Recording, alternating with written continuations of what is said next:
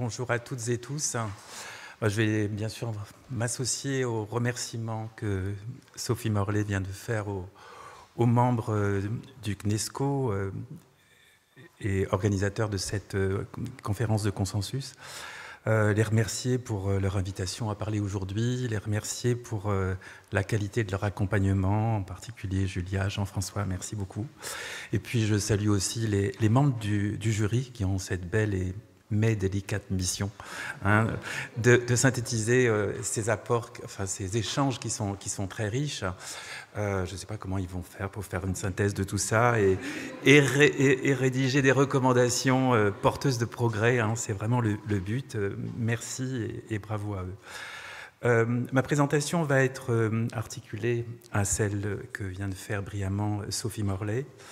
Et la question qui m'est posée pour cette intervention, quelles compétences non académiques sont attendues des jeunes sur le marché de l'emploi?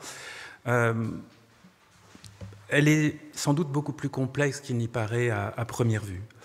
Je dirais elle comprend de l'explicite et de l'implicite, et puis je vais essayer dans cette présentation d'explorer les deux.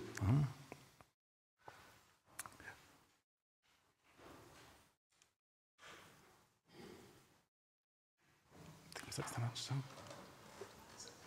Tu sais comment ça marche? Voilà, c'était à droite. Merci. Donc cette présentation va aborder les questions de définition, un peu l'histoire de l'émergence de ces compétences pour situer dans le contexte, évoquer la question des compétences non académiques en lien avec le monde du travail, avec l'emploi d'une façon générale, plus que les emplois d'ailleurs, un petit focus sur l'embauche, le recrutement, mais aussi sur carrière et évolution de carrière et rémunération. Et puis on va parler des référentiels pour définir ces compétences, avec les questions qui sont associées à ça, et puis également quelques points complémentaires que j'aborderai. Alors,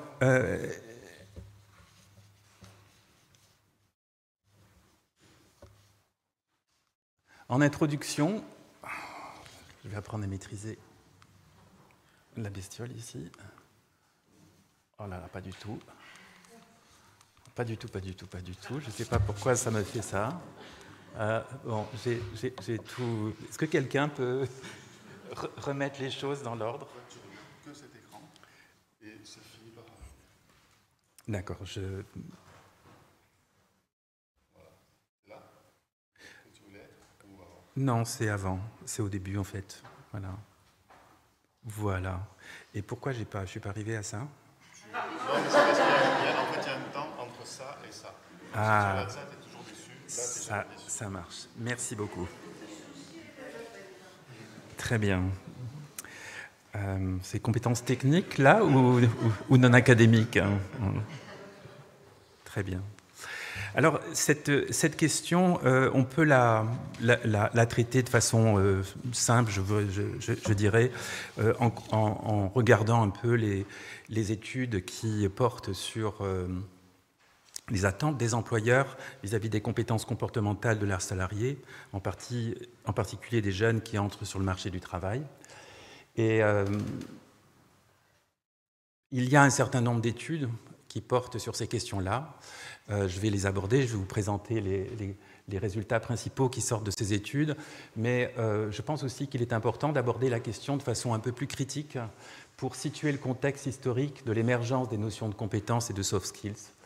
Peut-être rappeler en quoi, finalement, l'introduction de cette notion a bouleversé les rapports sociaux de travail, quelle place elle accorde aux individus et aux droits des individus dans les collectifs de travail, les modalités de reconnaissance de la qualification.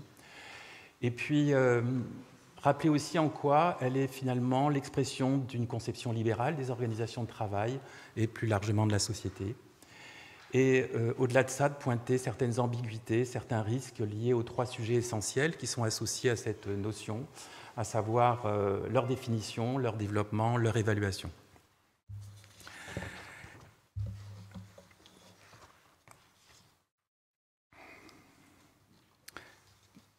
Définition, histoire de l'émergence de cette notion. Alors, je partage les les définitions qui ont été proposées par Sophie Morlet tout à l'heure par rapport à cette notion de compétences non académiques, on peut à minima considérer qu'elles renvoient à des compétences distinctes des savoirs académiques ou des techniques ancrées dans des corpus scientifiques et transmises dans le cadre formel des enseignants disciplinaires.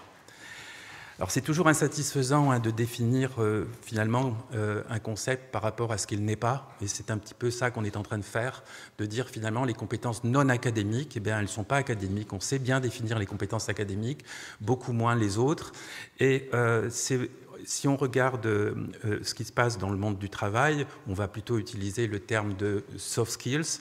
Eh bien, là aussi, on va le définir plutôt par ce qu'il n'est pas, en disant on définit les soft skills par opposition aux hard skills, compétences techniques et autres. Je vais bien sûr inviter à préférer d'autres définitions, mais c'est beaucoup plus dur parce que le domaine est beaucoup plus large. Et quand on regarde les définitions qui sont données, Sophie en a donné plusieurs, et bien souvent, ça renvoie à des partie seulement du sujet. Par exemple, parler de compétences socio-émotionnelles, c'est loin de couvrir la totalité du champ. Et donc, on va additionner des briques aux briques aux briques, et ça montre que finalement, c'est une notion extrêmement large, et sans doute trop large pour être définie de façon claire, satisfaisante et exhaustive. Un deuxième commentaire que je pourrais faire, c'est que non académique, bien sûr, ne veut pas dire qu'elles ne sont pas développées dans le cadre scolaire. Et là aussi, c'est un écueil. Certains vont les définir comme les compétences qui ne sont pas acquises à l'école, alors que non, bien entendu, on peut aussi les développer dans le cadre scolaire. C'est simplement qu'elles elles ne renvoient pas au cadre formel d'un corpus scientifique et d'un contenu disciplinaire. Le troisième commentaire, c'est qu'il existe d'autres termes dans la sphère professionnelle. On utilise peu le terme de compétences non académiques dans le monde du travail. On va plutôt parler de compétences comportementales, on va parler de savoir-être ou encore de soft skills. Après, il y a beaucoup d'autres termes. On parlait de compétences émergentes tout à l'heure. On utilise par exemple aussi les compétences du troisième millénaire ou des compétences de troisième dimension, par exemple. De troisième dimension, ça fait un petit peu E.T., mais c'est un peu l'idée du savoir-faire et troisième dimension, le savoir-être. Bon.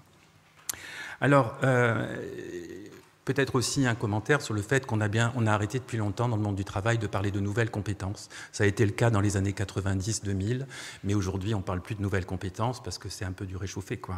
C'est présent depuis longtemps. Voilà. Les grandes dates, alors la question de l'émergence, l'origine,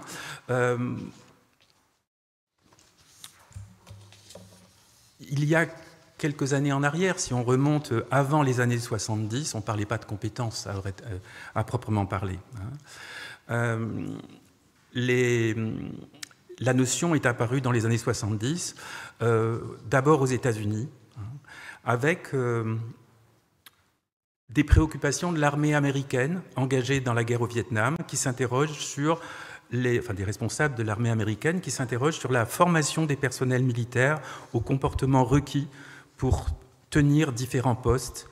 Et ces responsables de l'armée américaine prennent conscience que les documents qui précisent la manière dont on doit travailler, tenir le poste, etc., ne fournissent pas d'indications précises sur les comportements, les conditions, les normes associées à la plupart des fonctions de travail. Whitmore, qui est un des porte-parole de l'armée américaine qui prend en charge ces questions-là, écrit en 1972, nous avons clairement besoin d'approches différentes qui fournissent de bonnes informations sur les comportements, les situations de travail, les conditions et les normes pour ces types de fonctions professionnelles. Et il propose d'appeler cela ces compétences comportementales, de les appeler soft skills et de mettre en place les conditions de leur formation. On est en 1970, 71, 72, et dans la même période, un auteur qu'on cite beaucoup aujourd'hui sur la question de compétences, qui est McClelland, qui est professeur de psychologie sociale à Harvard, qui s'intéresse à ce qui, en milieu de travail, soutient la performance de haut niveau, hein, ce qu'il appelle, lui, la performance supérieure. Il est simplement parti du constat que 2 opérateurs, 2 ouvriers qui ont les mêmes diplômes, qui ont les mêmes formations, qui ont le même parcours, ne vont peut-être pas performer de la même façon. Certains vont avoir un niveau de performance supérieur aux autres. Il se dit, mais c'est quoi ? Qu'est-ce qui est à l'origine de cette différence de performance ? Et il appelle ça compétence. Et il dit, mais il faut qu'on arrête de recruter les gens sur la base de tests d'intelligence, de tests de QI, etc., ce qui se pratiquait beaucoup à l'époque aux États-Unis. Et il publie un article qui s'appelle « Testing for Competence rather than for Intelligence ». Il faut recruter sur la base des compétences et non pas sur la base de l'intelligence. Et il identifie à ce moment-là 11 comportements à l'origine de ces performances professionnelles supérieures. Et c'est assez intéressant et même, je dirais, un peu troublant de regarder ce que sont ces compétences. Je vous montre le tableau qui correspond à ça. Publié donc en 1973, hein, la publication en question. On va retrouver la confiance en soi, le contrôle de soi, la créativité, la sollicitude, l'esprit d'initiative, les relations interpersonnelles, la ténacité, l'esprit critique, le sens de l'organisation, l'aptitude au commandement et la persuasion. En fait, ce sont des soft skills, bien évidemment. Hein. Et c'est à l'origine de la notion de compétence, il y a la notion de soft skills. Ce n'est pas une variété différente de compétences qui émergent tardivement. C'est à l'origine de la notion de compétence, on a les soft skills. Et quand on regarde les référentiels qui sont publiés aujourd'hui, on se rend compte que ce référentiel-là, produit en 1973, est d'une grande actualité. On n'a pas beaucoup innové depuis. Ça a pris peut-être des formes différentes, on a affiné les définitions, etc., mais on y était déjà.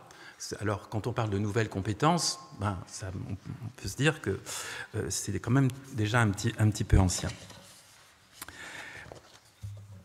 On va garder aussi comme idée principale, hein, liée à cette notion d'émergence de la notion de compétence et de soft skills, c'est que dès le début, la notion de soft skills est l'idée qu'elle contribue à la performance professionnelle, notamment dans des environnements complexes et incertains, et centrale. La notion de soft skills émerge là. 2 commentaires qui sont articulés à ce constat. D'abord, c'est que la notion de compétence est née initialement dans le domaine du travail avant de venir rejoindre les questions et les préoccupations d'éducation et de formation. Et puis aussi, et c'est très très important, je pense, pour comprendre en particulier la difficulté qu'on a à définir le concept, c'est que ce n'est pas un concept scientifique. Ce n'est pas un concept issu d'un champ disciplinaire scientifique produit par la recherche, avec toute la mise en cohérence qu'on peut à ce moment-là attendre de ce concept, avec l'ensemble des autres concepts qui forgent des modèles théoriques, etc., et des connaissances scientifiques. Là, il s'agit d'un concept qu'on pourrait dire pragmatique, si on utilise le vocabulaire des didacticiens, par exemple. C'est un concept utile pour la pratique, et c'est avant tout ça. Et on a cherché après, a posteriori, à essayer de le rationaliser, de le définir, avec beaucoup de difficultés, bien entendu, parce que la forme initiale ne s'y prête pas. Et que comme en même temps, il existe des acteurs de beaucoup de champs, de beaucoup d'approches disciplinaires, mais aussi de champs d'application et de pratiques divers qui sont concernés, qui utilisent la notion de compétence, chacun y va bien sûr de son éclairage, de son univers conceptuel, et ça rajoute de la diversité.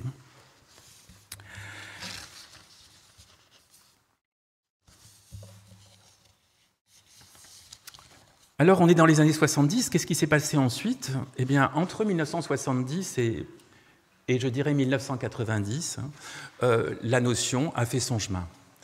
Et notamment en raison des évolutions, des mutations du domaine du travail, dans le champ du travail, à la fois sur le contenu et l'organisation du travail.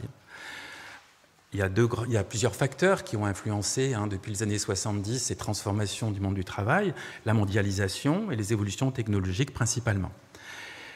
De nouvelles formes de travail sont apparues, On a également assisté à la montée des activités de relations, notamment commerciales, mais pas seulement, aussi de soins et de services, qui impliquent les acteurs plus individuellement. Et le changement, l'imprévisibilité, l'interconnexion se sont progressivement installés comme des normes. Alors pour faire face à ces évolutions, on va demander de la part des travailleurs des compétences qui dépassent la simple maîtrise technique, des compétences qui permettent l'adaptation au changement, l'innovation, la communication.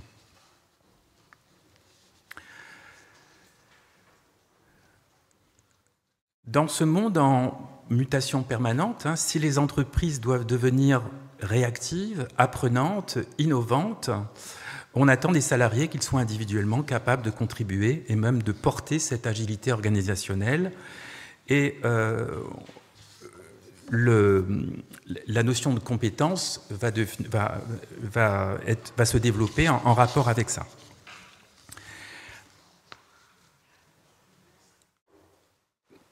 Alors, quelles sont les compétences attendues par les employeurs qui recrutent ? Je disais, il existe un certain nombre d'études qui ont décrit ça. Je vais me référer en particulier à 2 études en 2016 et 2017 qui ont été menées par Pôle emploi, qui visent à comprendre les besoins des employeurs en matière de savoir-être professionnel. Et ce sont les grandes études annuelles nationales qui portent sur plus de 20 000 entreprises, etc. Et en particulier en 2016, la question... Quelles sont pour vous les principales qualités que vous attendez d'un candidat amène des réponses dans cette enquête qui mettent en évidence différents soft skills ou différents savoir-être qui sont attendus.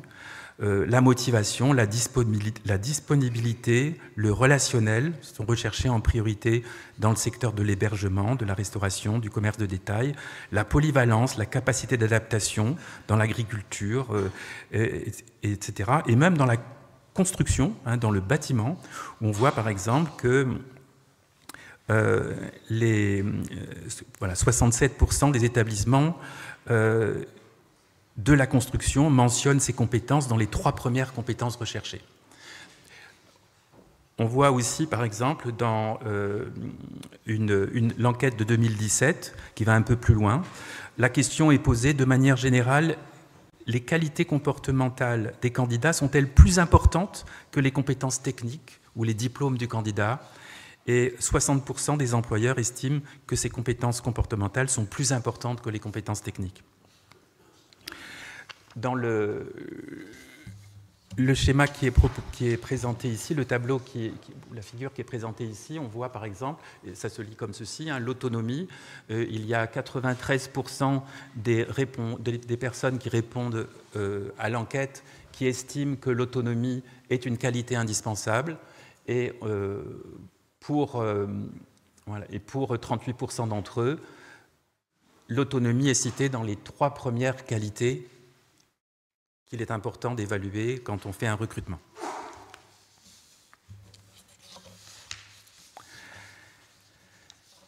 Sur les 10 savoir-être proposés, 7 sont cités comme indispensables par plus de 80% des employeurs.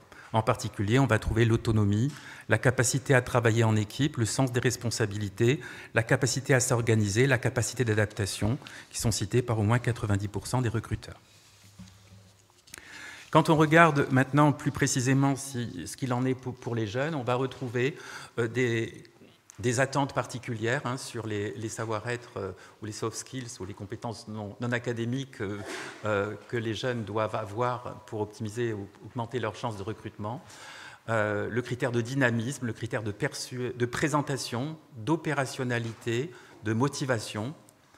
Et l'intérêt porté au diplôme par le recruteur existe quand même. Il est même un tout petit peu plus important quand on embauche un jeune qu'un candidat confirmé, parce qu'on va accorder plus d'importance à l'expérience pour les personnes qui sont plus expérimentées.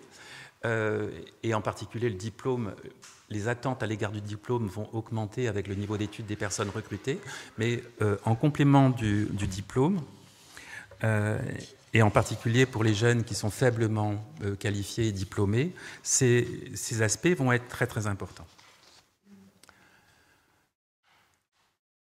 Plusieurs études ont montré également, c'est le cas d'Albandera et Giré par exemple, à partir de l'enquête Génération du CEREC, ont montré qu'au-delà du recrutement, la maîtrise d'un certain nombre de savoir-être, de soft skills, avait un impact sur les niveaux de salaire et sur également les trajectoires professionnelles en termes en particulier d'accès à certaines fonctions, notamment supérieures. Alors, la question des référentiels, elle est importante parce que il existe de très nombreux référentiels de soft skills. Je parlais tout à l'heure de la difficulté à définir la notion. Je peux citer cette étude réalisée par l'American Institute for Research en 2017 qui cite finalement, après avoir passé en revue plus de 300 référentiels de soft skills, identifie 750 soft skills différentes. Et la question qui va être importante dans ces cas-là, bien entendu, va être celle de la sélection des référentiels. Alors, on peut trouver des points communs à travers ces différentiels. J'ai sélectionné quelques grandes dimensions qui apparaissent un peu systématiquement. La créativité, l'esprit critique, l'engagement, orienté vers les tâches et les organisations, et puis orienté vers les personnes, la communication et la coopération. On voit par exemple aussi le référentiel des savoir-être professionnels de France Travail qui distingue une dimension individuelle, une dimension collective et une dimension relative à l'entreprise. Savoir-être défini comme des capacités à agir ou interagir avec les autres dans un contexte professionnel. Mais je voudrais quand même évoquer le fait que ça pose la question du choix du référentiel des soft skills. La sélection reflète le modèle du salarié tel qu'attendu selon le système de représentation des employeurs, le contenu, mais surtout l'organisation du travail. Et ça, c'est un point central, c'est-à-dire qu'est-ce qui, aujourd'hui, justifie qu'on utilise tel ou tel référentiel. Si on pose la question aux employeurs, ils vont bien sûr s'appuyer sur leur représentation de ce qu'est un salarié tel qu'ils l'attendent. On a rarement vu un employeur recruter sur la base, par exemple, des compétences de citoyenneté ou bien la sensibilité au développement durable. La présence fréquente dans ces référentiels, par exemple, de la capacité à gérer son stress, illustre bien cela et pose la question du rôle de l'école dans la préparation des jeunes à leur vie professionnelle. À quel travail les prépare-t-on ? À être préparé au travail tel qu'il existe ou à être capable de discerner les critères d'un travail décent ou d'œuvrer pour transformer le travail, par exemple. Alors, je vois que le temps est fini, donc je vais aller juste vers une conclusion. Je vais juste lister 3 ou 4 lignes d'ambiguïté qui sont développées dans la note que j'ai rédigée en support à cette présentation, puis on pourra y revenir aussi peut-être à travers certaines questions. Mais la logique de compétences sur lesquelles finalement s'articule ou à laquelle s'articule la notion de soft skills, de compétences non académiques, marque dans les organisations de travail le triomphe de l'individualisation de la reconnaissance de la qualification. Elle était portée par des collectifs jusque dans les années 90. Quand on est passé à la logique de compétences, elle est devenue individuelle. Ça, c'est un point important. Par ailleurs, on pourra constater, on pourra y revenir, qu'il y a un grand flou définitionnel avec tous les risques associés, en particulier, et pour le psychologue que je suis, c'est un point central, la confusion entre la notion de soft skills et de personnalité. Ça, c'est un point très grave, je suis disponible pour en discuter. Il y a également peu d'études sur les formes, les solutions de développement de ces soft skills. Et également, l'évaluation des soft skills pose beaucoup de difficultés. Si je veux résumer en un mot tout ça, je dirais qu'en gros, eh bien, oui, c'est très important, il y a des enjeux très forts, mais on sait mal les définir, on ne sait pas comment les développer, on sait mal les évaluer. Et dans le monde du travail, il y a des décisions qui sont prises. Et plus on accorde d'importance aux soft skills dans les décisions que l'on prend, pour le recrutement, pour les évolutions de carrière, dans la mesure où on est sur des notions très floues et peu opérationnelles, enfin en termes de développement ou d'évaluation, plus on risque, bien entendu, de provoquer des impacts sur les vies des gens. Hein. Je suis recruté ou pas recruté, je suis promu ou pas promu, etc.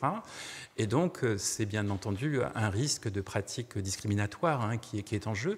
Et je trouve que les travaux que l'on mène ici sont extrêmement importants, parce que clarifier cette notion-là peut contribuer finalement à lutter contre la reproduction sociale, les risques de pratiques discriminatoires. C'est ça l'enjeu aussi de notre conférence. Voilà, merci.